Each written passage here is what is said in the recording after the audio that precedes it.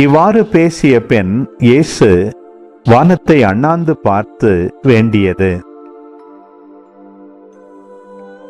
தந்தையே, நேரம் வந்துவிட்டது. உம் மகன் உம்மை மாட்சிப்படுத்துமாறு நீர் மகனை மாட்சிப்படுத்தும்.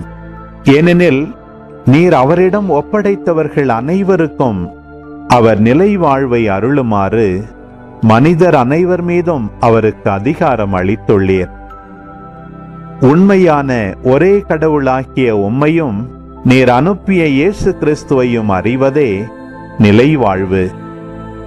நான் செய்யுமாறு நீர் என்னிடம் ஒப்படைத்திருந்த வேலையை செய்து முடித்து நான் உம்மை உலகில் மாட்சிப்படுத்தினேன்.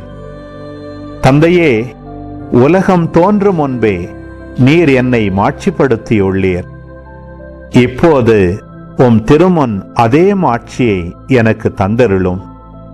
இவ்வுலகிலிருந்து தேர்ந்தெடுத்து என்னிடம் ஒப்படைத்த மக்களுக்கு நான் உமது பெயரை வெளிப்படுத்தினேன்.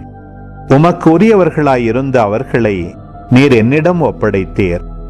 அவர்களும் உம் வார்த்தைகளை கடைபிடித்தார்கள். நீர் எனக்கு தந்தவை அனைத்தும் உம்மிடமிருந்தே வந்தவை என்பது இப்போது அவர்களுக்கு தெரியும். ஏனெனில் நீர் என்னிடம் சொன்னவற்றையே நான் அவர்களிடமும் சொன்னேன்.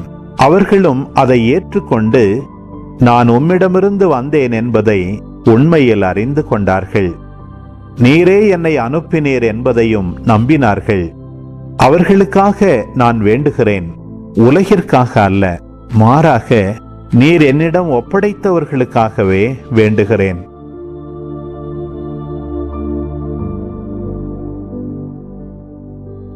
அவர்கள் உமக்கு உரியவர்கள்.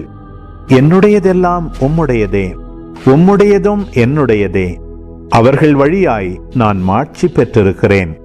இனி நான் உலகில் இருக்கப் போவதில்லை, அவர்கள் உலகில் இருப்பார்கள். நான் உம்மிடம் வருகிறேன்.